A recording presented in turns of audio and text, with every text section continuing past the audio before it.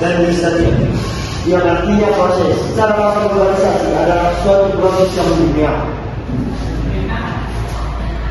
Globalisasi juga adalah proses sesuatu yang berubah dunia, bisa berupa informasi, pemikiran, gaya hidup, dan teknologi. Globalisasi terjadi karena banyak faktor, bisa karena kemajuan teknologi internet, infrastruktur dalam komunikasi dan transformasi, pertukaran pelajar dan lain-lain.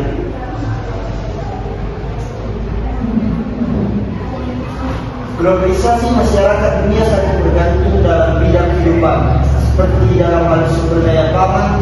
Globalisasi menjadikan seluruh bangsa dan negara di dunia semakin terikat, mewujudkan satu tatanan kehidupan baru dengan meniadakan batas geografis, ekonomi, sosial, dan budaya. Globalisasi juga mengubah dunia menjadi satu kesatuan yang terwujud dalam bentuk keterikatan antar bangsa dan antar manusia.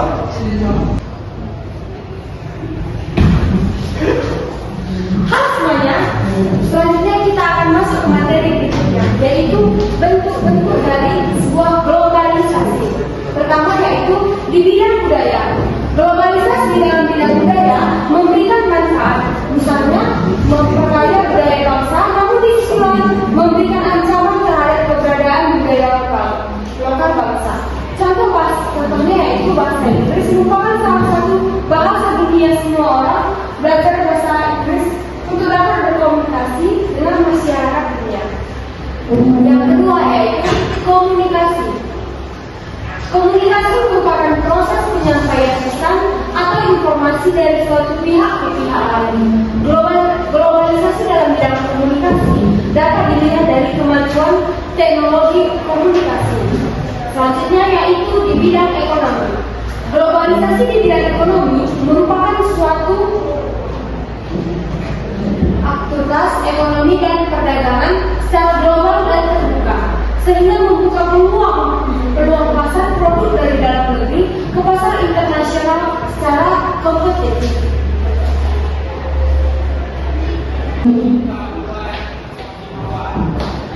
Nah, selanjutnya kita akan membahas dua lagi tentang bentuk globalisasi, yang dimana tadi teman saya sudah menjelaskan tiga, dan sini akan saya lanjutkan dua. Yang keempat yaitu bidang IT. Nah, IT adalah ilmu pengetahuan. Ilmu pengetahuan adalah upaya mencari pengetahuan mengenai uji dan yang dapat dilakukan secara sistematis, menurut tahap yang teratur dan berdasarkan prosedur tertentu. Sementara teknologi merupakan seluruh perangkat ide, metode, teknik atau benda-benda material yang digunakan. Nah, sementara teknologi merupakan seluruh perangkat ide, metode, teknik atau benda-benda material yang digunakan untuk memenuhi kebutuhan manusia. Dengan teknologi yang berkembang, tidak dapat dilakukan segala sesuatu dengan mudah dan cepat. Nah, contohnya seperti contoh dari bidang IT ini seperti penemuan robot atau barang-barang canggih lainnya. Yang kedua itu juga seperti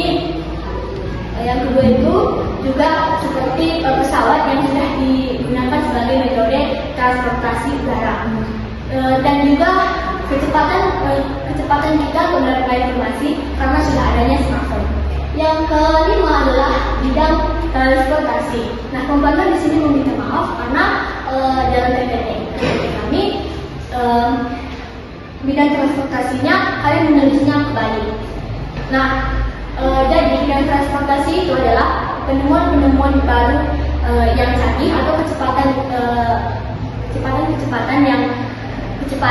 penemuan baru yang canggih. Nah, contohnya misalnya yang kita ketahui transportasi adalah kendaraan yang mengantarkan barang dari suatu tempat ke tempat lainnya.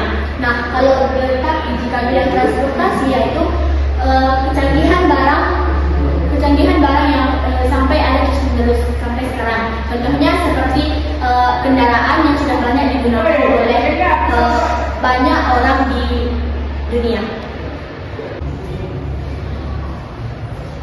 Selanjutnya adalah dampak positif globalisasi.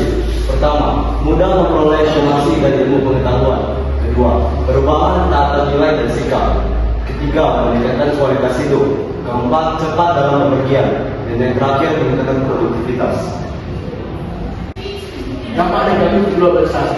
1. Westernisasi adalah suatu perbuatan individualisme yang semakin tinggi ke masyarakat.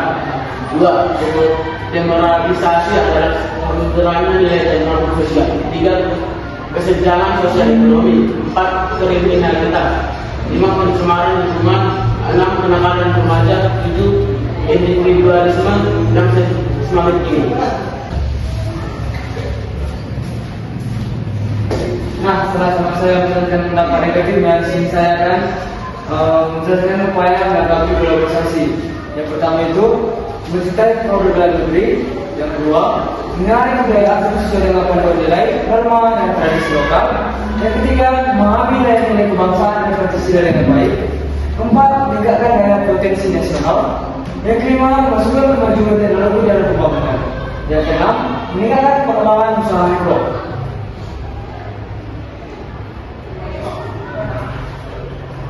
Nah, mungkin sekian dari presentasi kami dari kelompok 6 tentang globalisasi.